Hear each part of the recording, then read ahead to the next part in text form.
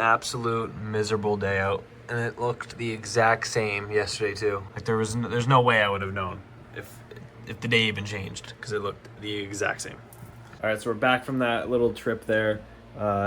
As far as updates go, there hasn't been a whole lot to update on. I had like a 4-hour train ride there and back.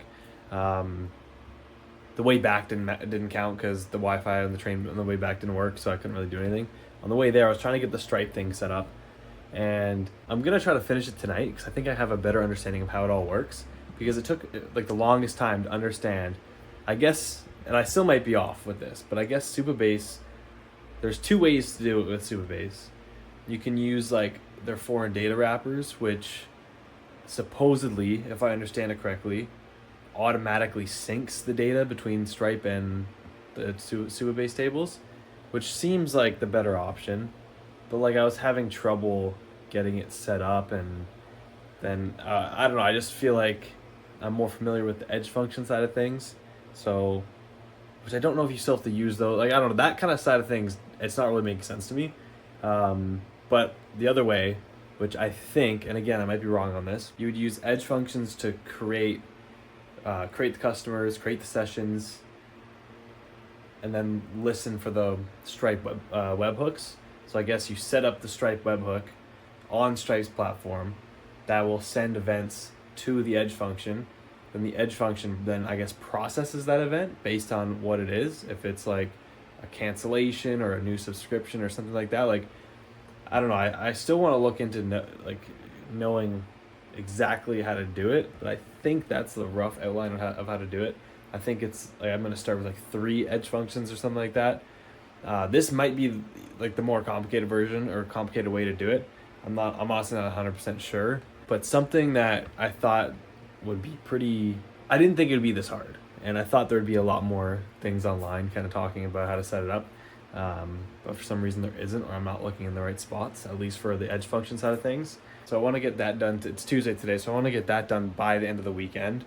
I should be able to I should be able to do that no problem. And after that, I want to start kind of putting more time into like features that like improve kind of the whole value of the app, because you can spend all day improving things and tweaking things, and that's what I find that I'm kind of getting kind of not trapped in, but I'm putting a lot of time that I don't necessarily need to do into that, like just like improvements that like yes it would help, but it's like you could just keep doing that forever, right? So I want to start kind of putting more time into just new features that would just directly improve the whole like app for students, right? And then it just increases the whole value proposition. So hopefully get the Stripe thing wrapped up soon. It's taking me way longer than I thought, because I don't know why, I'm just like struggling to understand how it links together. It's just one of those things that like the more I think about it, the harder it gets. But I thought it would be much more simple than this, and honestly it probably is. I'm just overthinking it now. But yeah, once that gets done, the next plan was gonna be like the kind of revamping the agenda page, because like obviously it needs to be revamped, but I'm not sure if I should put that off for like a little bit and kind of focus on the next kind of new big feature, right? That's like brand new. So that's kind of what I got to decide on. I don't know for sure what I'm gonna do yet. I'm gonna finish the Stripe thing, then come back to that and then reevaluate. But that's kind of, I don't know, that's kind of the thing that I'm just debating on. And I also want, like, since I'm doing the Stripe thing, I'm also kind of debating on the whole like kind of pricing model to follow. Because right now the idea was it was just going to be monthly, pause whenever, just use it whenever you need it. If you want to do the pro route, there's always going to be a free version, because I find we want to do so much collaborative features down the line that like we want it to be like easily to adopt, not like, oh, if you want to work on this group project you have to pay. Like it doesn't make sense. That would just kind of destroy the whole collaborative use, in my opinion. So there's gonna be a free version that's gonna be super generous, but then the pro version is just gonna be for people that use it actively and want to kind of increase their limits and then get access to more features. But that leaves you with the question of, should you keep it monthly?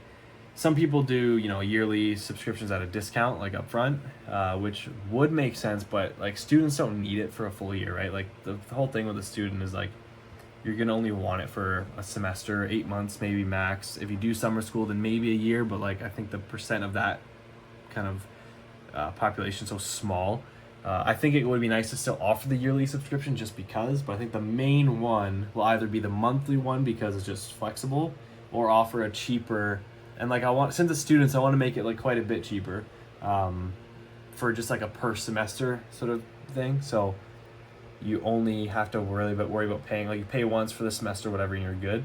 The only problem with that is it would be just 4 months from whenever you buy it. So say if you were in your second semester and you missed it and you wanted to upgrade halfway through, then you would be like 2 months into summer, which you wouldn't need, and then you may as well just do monthly. So like it could get complicated with that, but I think it would still be good to kind of offer, like have the monthly, have the cheaper semester one, so that you can just kind of set it and forget about it, especially with like students. Like when I was a student, like I didn't want to worry about monthly payments. It's like if I could just see a cheap price, pay it once, then that's it, right? And it makes me think about GoodNotes, how GoodNotes is something I don't even think about it, right? I buy it, I don't even really use it that much, and I'll still pay for it because it's like $16, or I think it's actually $13 a year. And then that's like, you can just look at that price and you don't even have to think about it. Even if you're a student, like $13 a year is nothing. You just buy it, forget about it, and you're good for the year.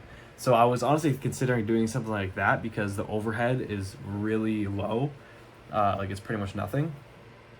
And clearly it works, especially for like GoodNotes. Like I think the revenue is like I don't even, it's like in the millions. So clearly the cheap kind of subscription works for the year, but I don't know kind of what route I want to take.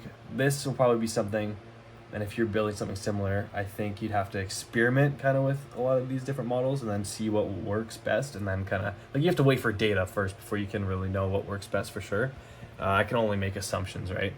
I think the yearly would be less popular if there was a monthly or a semester option, just because you wouldn't need it for the full year most of the time. Maybe if you did, it would still be nice to have, but I don't know. I'm almost considering going the GoodNotes route with like an extremely cheap kind of yearly subscription, because if it's so cheap, like $13 a year, like GoodNotes,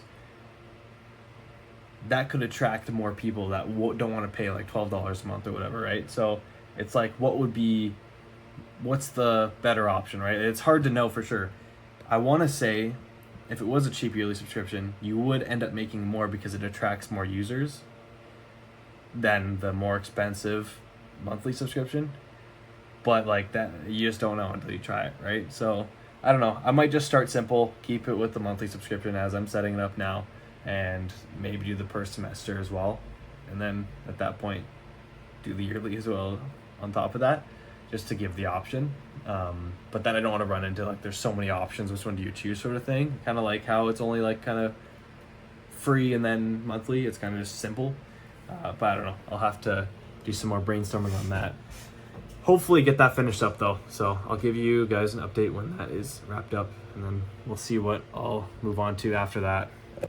And weekly users update, we got 383 invited now, and then 172 signed up. So just some more stats on, I think that was like exactly a week. I think it was 159 before, so it was at 13 signups in a week.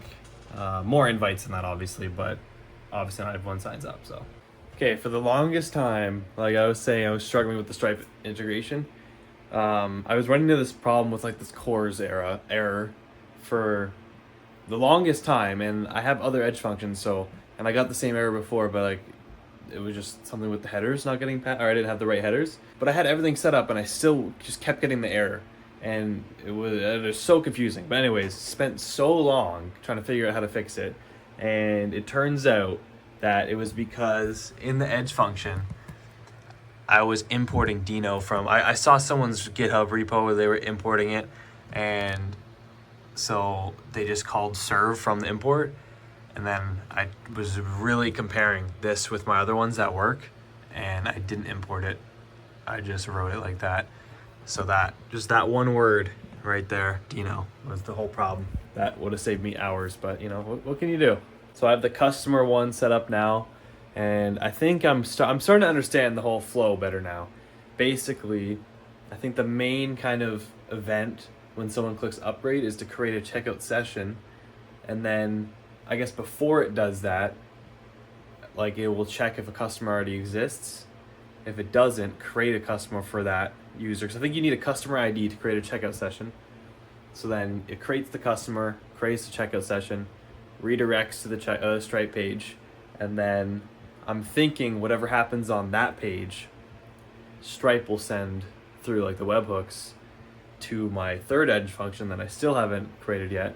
Then that one will be kind of made to handle those requests coming in, I think. But this is like, it's a lot harder than I thought. I thought it was going to be like super, maybe I'm still doing it wrong, but I thought it was going to be super easy to be like, you just kind of plug it in sort of thing, and it would have been an easy integration. But it's definitely taking a little bit longer than I thought, and it's a lot more, even just understanding all the moving parts. If you haven't done it before, it's definitely a little bit different. So it's Thursday today. I want to get kind of everything, or I want to get these videos edited, or these clips edited, because I want to post the video tomorrow. So it kind of sucks. This week kind of sucked because it was like me struggling with the Stripe thing the whole week. I didn't really, other than that, there hasn't really been many changes. So I'm a little bit, I wouldn't say stressed out. I don't think stress is the word. I think it's a little bit of like lacking motivation. And I think it just boils down to how it's just so easy to get distracted on, like the next best thing, or the like, because you get kind of programmed with social media, which I want to take a break off of honestly, because it's just like it comes to a certain point, it gets to a certain point where it doesn't help you being on Instagram. Like I like the idea of seeing people that are where I want to be because it motivates me, but then you start doubting like the thing you're working on, and you want something faster because you're like, I don't know, I just need to eliminate that, because I don't think you should be striving to get something super fast because like it doesn't exist. Like everyone on social media will portray that, oh, this business model, oh, this business model is the next best get rich quick thing, and that like it doesn't, like, nothing is a get rich quick thing scheme. Everything takes time. I just think SaaS is the one industry that takes the longest time to see results, and even I think that's just kind of why I'm feeling a little bit demotivated, I guess, because it's tough to kind of see results immediately, right? And obviously you're not going to. It takes time, but just when you compare it to like something like an agency, something like more of a service type business, you know for a fact the more input you put in, the more output you get. And you can measure it. There's so many more metrics to measure when you're doing kind of like cold outreach or whatever. But when you're building a product, and the success of the product solely depends on how much time you put into build it. Because you have to build it up front, and then you have to validate it, and then it might not work, right? So it's like you want to do the whole build thing as quick as possible, but you could end up putting so much time into it. It's just like a gray area, it seems like. And I feel like that's what I'm in right now. Like I'm happy that I have it out and people are using it.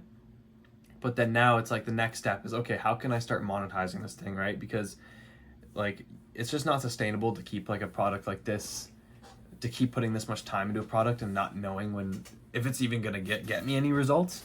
And I don't even mean like, I'm not expecting it to, I know I shouldn't have any expectations for it to get me results, but I'm just thinking on a long-term kind of horizon, right? Like, yeah, in the grand scheme of things, it's been a very short amount of time. But when I'm thinking of kind of the end goal that I want to get to, it just seems so far away. And that's why I think I got to start prioritizing more kind of features that directly add value. I think the top priority would be fix anything that's wrong right now that's directly impacting user experience. Number 2 would be focus on things that will directly impact like just the whole value of the product. And then you can validate quicker, right? And I think it'll also help with the excitement, right? Because after a long time, you always like things lose its spark, lose its novelty. Like that initial motivation is going to dwindle. But I think this is where, if it does dwindle, you have to really push through to keep it going. It's just so easy to want to go on to the next thing, right? And especially as developers, you want to just keep building new and exciting things. But I think it is important to kind of stay patient. And it's a really long game of patience. But building the new kind of exciting, like directly, the features directly add value, that would just kind of help keep the motivation and excitement up a little bit. compared to kind of right now where I feel like, I mean, obviously this is coming from a week where I literally, the needle hasn't moved because I've just been stuck on the stripe thing. So maybe this is why I'm kind of feeling like this. But after, when you can, it's more motivating. Maybe that is what it is. Maybe it's because I've been stuck on the stripe thing for so long and it feels like I'm not making any progress. But then right when you kind of get back into the more, when you can actually start seeing features evolved, because I feel like I'm just blocked, right, until the stripe thing gets done. And then after that, the doors will open again. So maybe this is just kind of a weird spot with how I feel like I haven't made much progress because I've been stuck on this thing.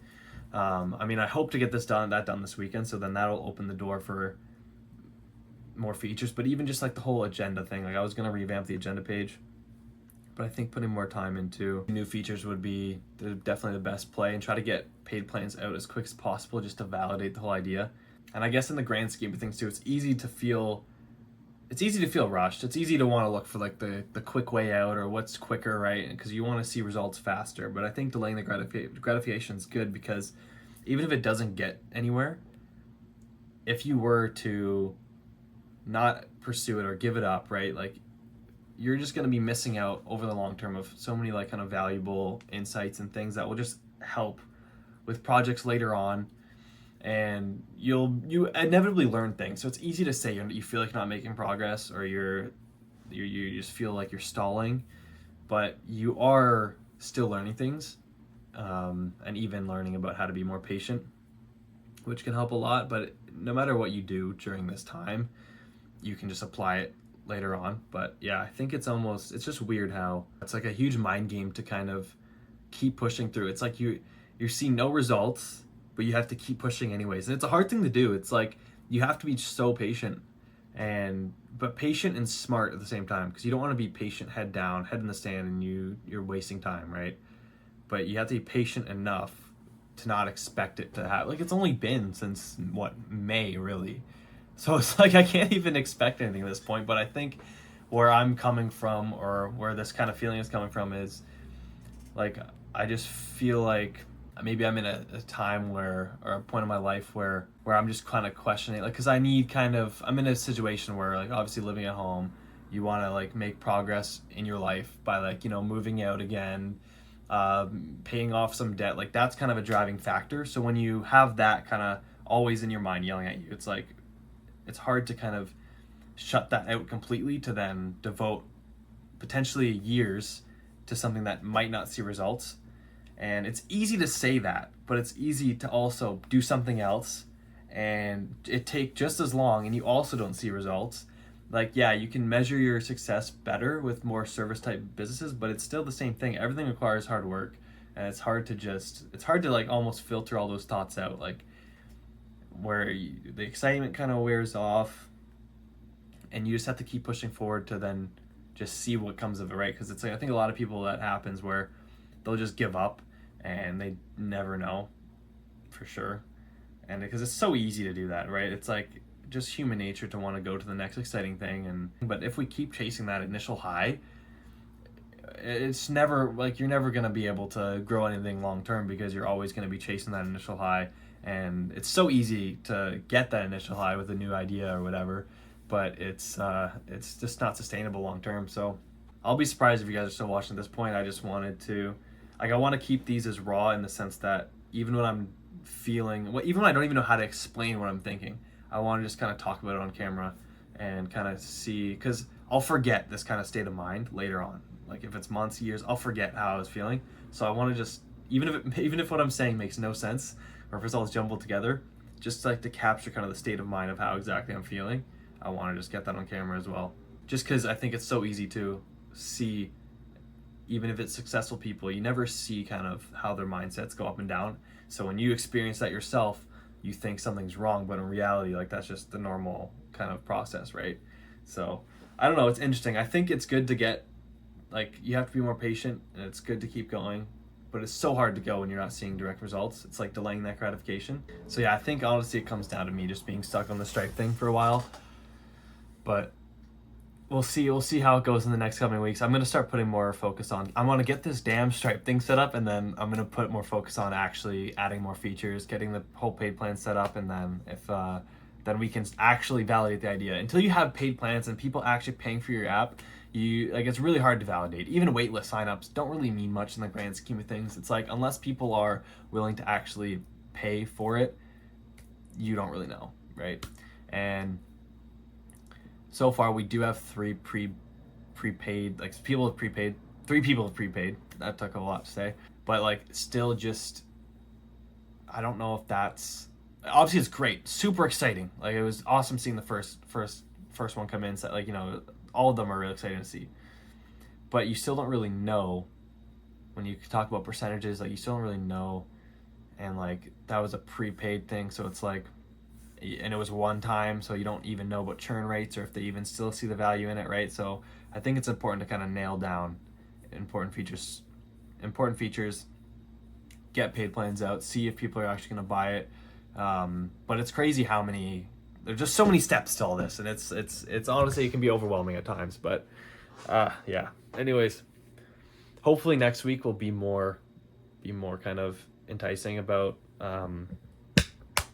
more to update on, but we'll see how it goes. I was considering doing like a 7-day coding challenge and make a video out of it. Just have like, give myself 7 days to build my own feedback platform. I don't know if I'm gonna do it for sure, because part of me, now that I'm thinking about it, my drive to do that is because I want something new, which is flawed, but I also would use it, and I don't really want to pay, like, it's just another overhead that it's not hard to build one of those things, and like I could easily put it together. I don't know how far I would get in 7 days, but I think it would just be a good video to make, and yeah, it would be exciting. And then yeah, you wouldn't have to worry about paying for another app that you could just build yourself.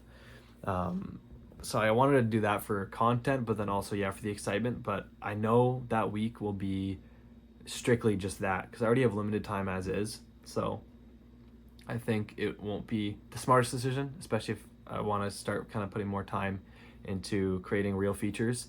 This will just kind of make me feel delayed even more. But then at the same time, not, because I'm building this new thing, and it's like just the whole new shiny object syndrome. I think that's a thing. The girl in the red dress, I think Alex Hormozi talks about it, where you're always attracted to something new. And yeah, it's so hard to just stay focused. But anyways, yeah, if I do it, I'll let you guys know. I don't know for sure yet. I think actually I found a free one that I might just use for now, like a free feature one. So hopefully we can get that back up, and then we can easily get feature requests built in. But yeah, that's the rant over. Yeah. All right, that's gonna be it for the video. I don't know how long it is, because it's been filming over a couple of days, but don't want to drag it on too long. So hopefully next week there'll be a little bit more to update on. Yeah, so we'll see you guys next week.